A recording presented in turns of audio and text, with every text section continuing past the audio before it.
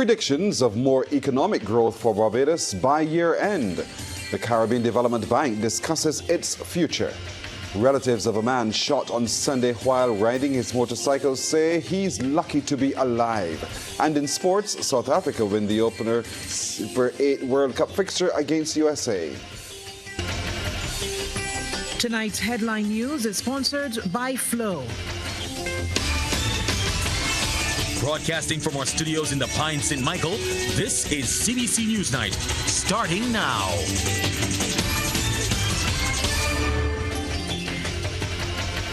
Good evening, I'm Pearson Bowen. The Barbados economy is predicted to grow by a further 3.9% by year end, and with this continued improvement, confidence is returning to the business sector to invest more. That's according to Barbados Chamber of Commerce and Industry's chairman of the Economic Advisory Committee, Christopher Zambrano. Mr. Zambrano says as at March 2024, the local economy has grown by a record 4.1%. He was delivering the findings of the 2023 Economic Outlook Survey conducted by the BCCI and Ernst & Young.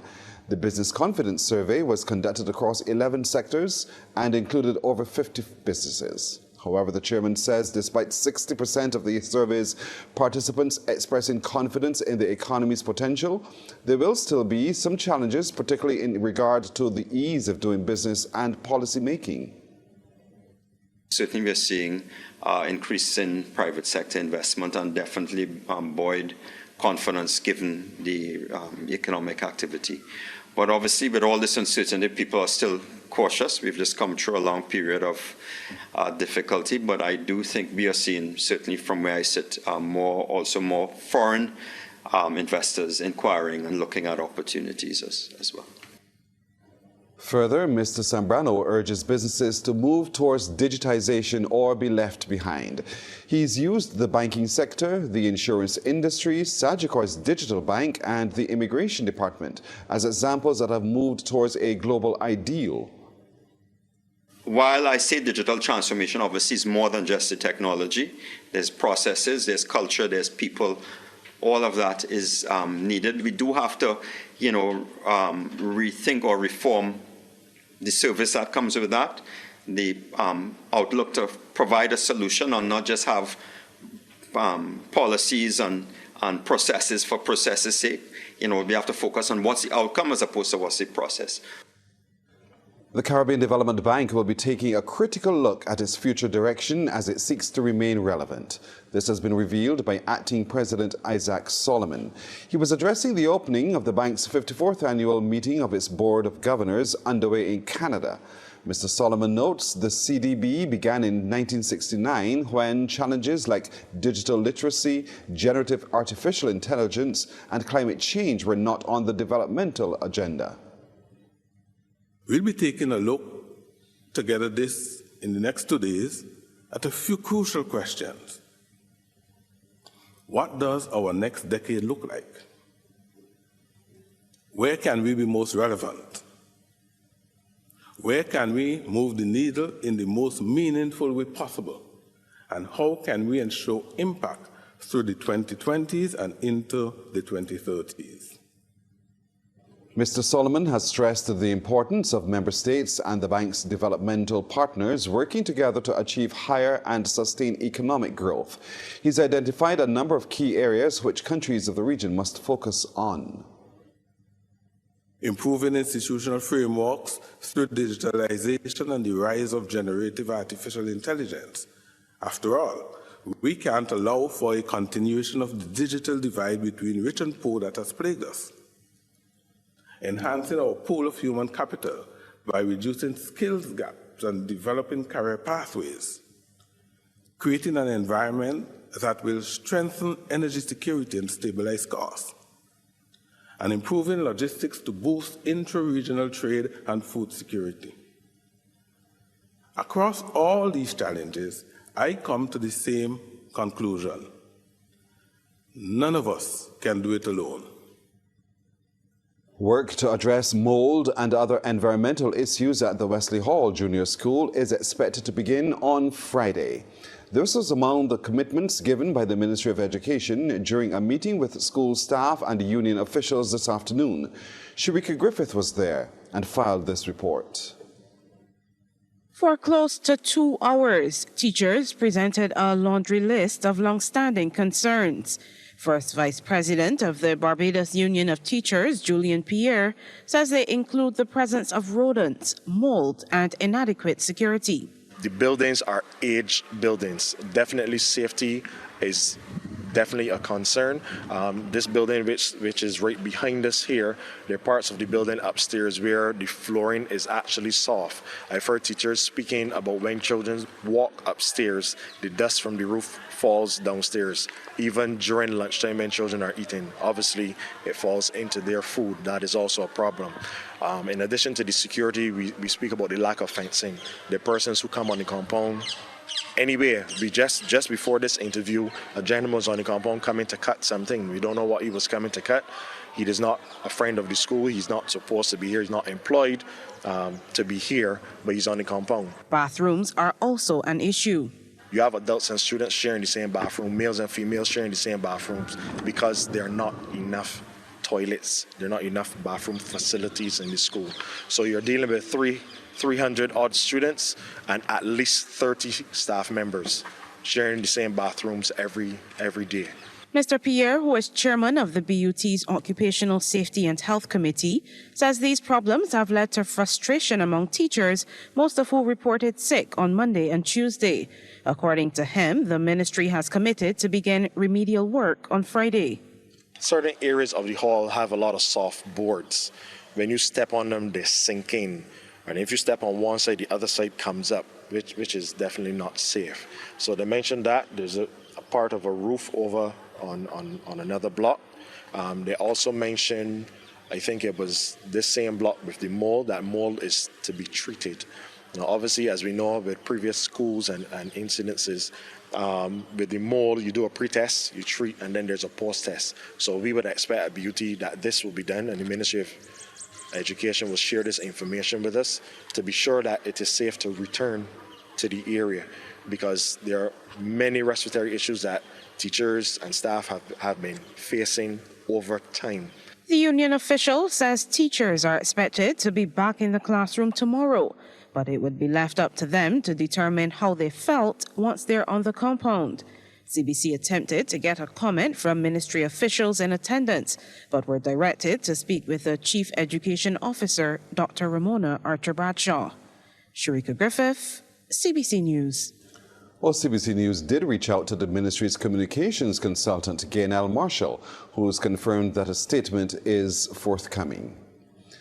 Barbados has been experiencing more quarantine pests and invasive alien species in recent times, and Acting Chief Agricultural Officer Michael James says Barbadians need to play their role in ensuring they do not contribute to this debacle via importation, knowingly or unknowingly.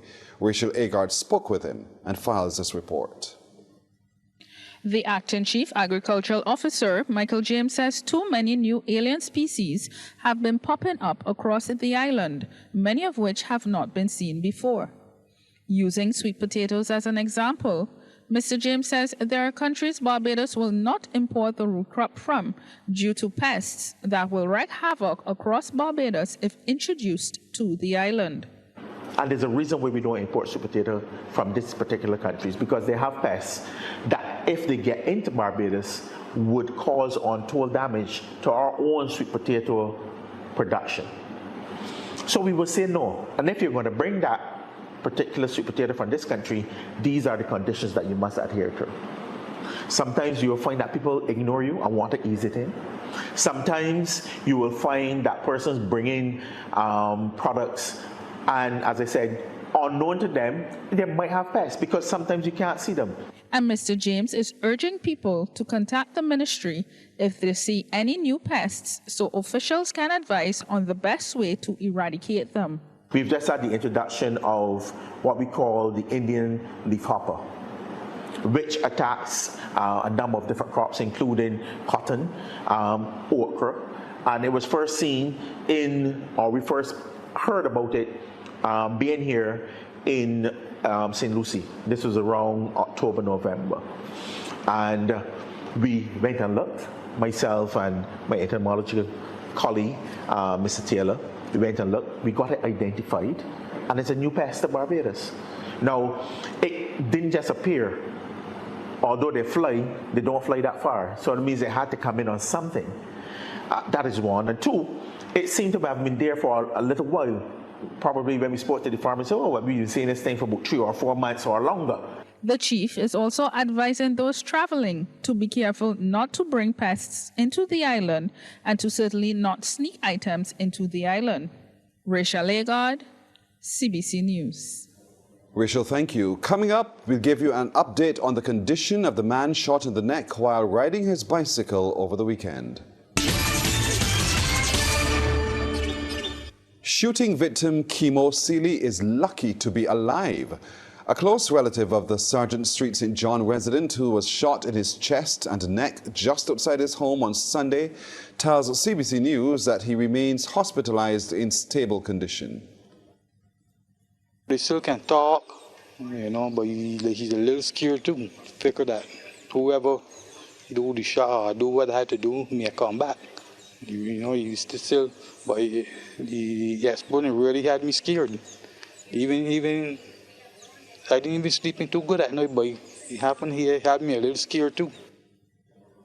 According to police reports, Seeley was riding his motorcycle to his home when he was attacked by 2 armed men who shot him in the chest and neck. After firing the shots, the 2 men fled the scene while the victim was taken to hospital in serious condition. The relative, who asked not to be identified, said the ordeal has left residents of the close-knit community reeling in shock and traumatized. They said this is the first time such an incident has taken place in the area. Lawyers representing relatives of a man found dead in a cell at the Bridgetown Central Police Station earlier this month are calling for a forensic pathologist to do the post-mortem. 29-year-old Kimo Grant, who was reportedly discovered in the cell on the 9th of June, is now to have that post-mortem. During a press conference today, attorneys Marty Garnes and Tyra Trotman say Grant's relatives have made it clear that they want a forensic pathologist to do the autopsy. We don't want evidence to be lost because obviously as the time goes on, the likelihood of contamination, the likelihood of decomposition, that's a real issue that we could potentially face and have. So, but we're just asking that at this juncture, yes, the law doesn't say it must be a forensic pathologist, but we're just asking to say, well, look at the circumstances. When it is that you have these type of situations, it's always best to have your expert. The expert would be the forensic pathologist. Yes. According to a statement from the police, personnel were making their regular checks just after 7:30 a.m. when Grant of Grisette's Main Road, St. Michael, was found motionless. Police said an ambulance was summoned, but none was available at the time. The young man's sister, Kim Grant, says her brother was not suffering from any known illness at the time of his death. Police Commissioner Richard Boyce told CBC News a senior officer has been assigned to investigate the matter. Barbados has raised its concerns about deep-sea fishing and the likely impact on fisheries stock at a high-level United Nations meeting. The matter was brought to the fore by Ambassador Extraordinary and Plenipotentiary with responsibility for climate change, small island developing states, and the law of the sea, Senator Elizabeth Thompson. She was at the time participating in the 24th meeting of the United Nations open-ended informal consultative process on oceans and the law of the sea. The delegation from Barbados also included the Director of the Coastal Zone Management Unit, Dr. Leo Brewster, and Chief Fisheries Officer, Dr. Shelley-Ann Cox. To what extent is there conversation going on with the ISA in respect of what you anticipate to be the impacts of the proposed deep-sea mining on fisheries stocks and feed stocks and so on? I just wanted to get a sense of how you expected that to impact ecological balances, sustainability, fishery stocks and so on, because I haven't heard a conversation from the fishery sector, and since this is a very live issue with the ISA about to finalize a code for licensing of deep sea mining next month, I just wondered where the fishery sector was on that issue. Barbadians in the diaspora have been encouraged to do their part to assist their country, and especially people with disabilities. The call from disabilities advocate for the Ministry of People Empowerment and Elder Affairs, Senator Andwele Boyce. He was speaking during the handover of more than 70 flexible canes to the National Disabilities Unit. The donation was made by Samuel Burke, a visually impaired Barbadian who lives in the United States of America.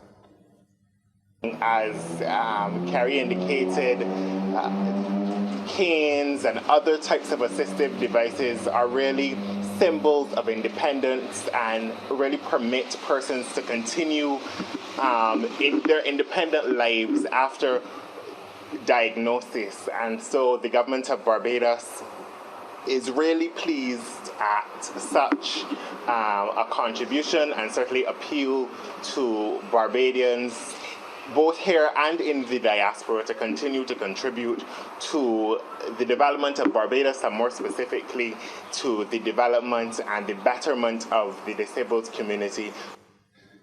In his remarks, Mr. Burke expressed pleasure at being able to assist. Thank you for this opportunity where I get the chance to give back to my fellow Barbadians. I do appreciate this opportunity.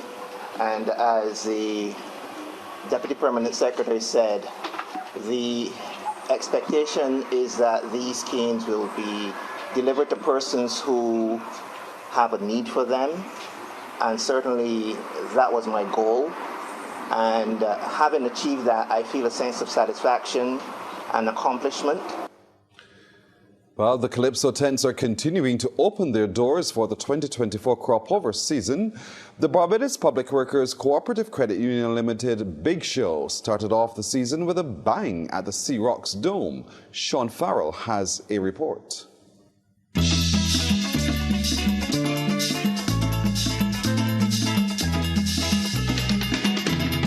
Those attending the opening of the Big Show tent were treated to a unique presentation by 3 Calypsonians from different generations.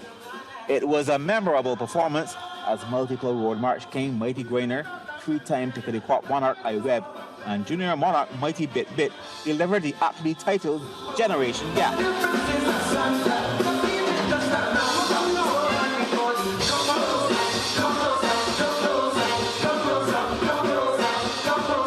Grainer says he's feeling blessed to be part of the production, which has historic relevance as we celebrate 50 years of crop over.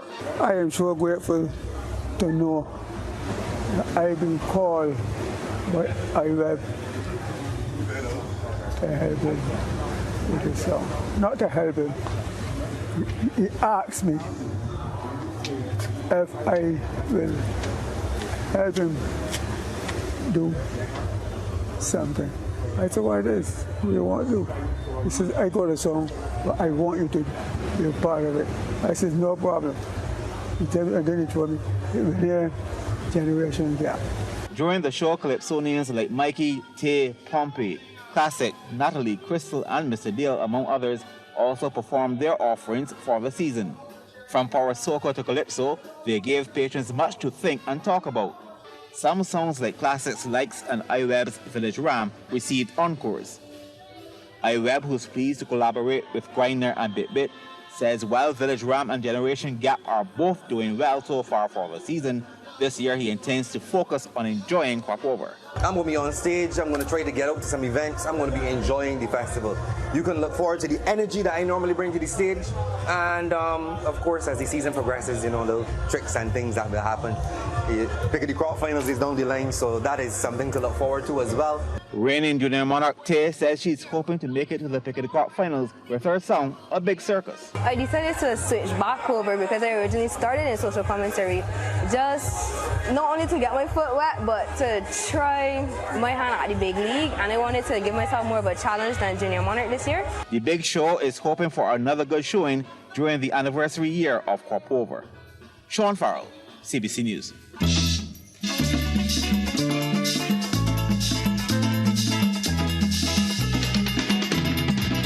The Business Report is brought to you with the kind compliments of the National Insurance and Social Security Service. More than a contribution, it's your lifeline. In the Business Report, new financial support is being promised for Barbados and other countries in the region. The disclosure from Chairman of the Caribbean Development Bank's Board of Governors and Canada's Minister of International Development, Ahmed Hussein. He made the disclosure at the opening of the CDB meeting in Canada. Colleagues, I'm pleased to join you to announce $11.2 million in new funding to support key initiatives in the Caribbean region. This includes $5 million to the Inter-American Development Bank's Compete Caribbean Plus to help create an enabling environment for economic growth and investment in the region. $4.2 million to the Environmental Foundation of Jamaica to address the inadequate availability of climate-adapted infrastructure in urban communities. And finally, a $2 million top-up to the UNFPA to advance sexual and reproductive health and rights for women and girls in Guyana and Trinidad and Tobago. If the region is to combat current issues faced by shortages in the global supply chain, integration is needed now more than ever. So says Chairman of the Economic Advisory Committee of the Barbados Chamber of Commerce and Industry, Christopher Zambrano. He was speaking during the presentation of the 2023 Economic Outlook Survey, where over 50 companies across 11 sectors participated. We have to do more to make CARICOM work, given what we have seen, and in order to face this uncertain environment, we need that unity in terms of creating our market to allow some of these critical industries to be onshored in our CARICOM region. I wouldn't say Barbados, but in our CARICOM region to work for the region.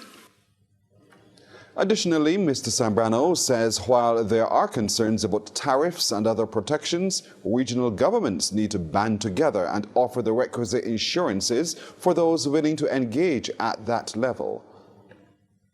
Given what we went through in COVID, it was an eye-opener, and a number of people are really focused and committed to look, food security is something we really need to address, and if the policymakers and the government ministers really mean are going to put, their political will behind this, then I think you'll find that there's more willingness to invest.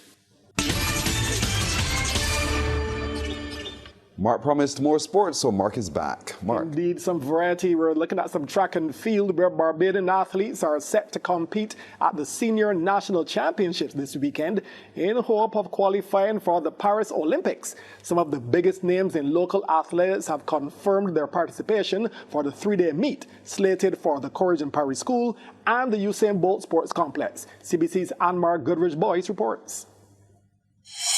The journey to the Paris 2024 Olympic Games will soon come to an end with the June 30th deadline date fast approaching. So far, only quarter-miler Shade Williams has qualified in athletics for the global showpiece, while Matthew Wright will represent the island in triathlon. The two-time world bronze medalist and reigning Commonwealth Games champion Williams headlines a list of this island's top athletes set to compete at the national championship starting this weekend at the Usain Bolt Sports Complex. Sprinters Mario Burr and Tristan Evelyn, along with hurdler Tia Adena Bell, who all featured at the Tokyo 2020 Games, are listed among the entries. This is one of the last chances for Barbadian athletes to meet the Olympic standards. Speaking during an interview with CBC Sports, Public Relations Officer of the Athletics Association of Barbados, Esther Maynard, says several athletes have shown interest in competing. We've got about 7 of our top 100-meter runners in for the 100, and you've got quite a few of them too in the 200 and a good number also in the 400 meters. So anybody that wants to be considered needs to come home and keep the Barbadian eyes on them. Maynard also says the championships are another avenue for more athletes to qualify for the World Under-20 Championships.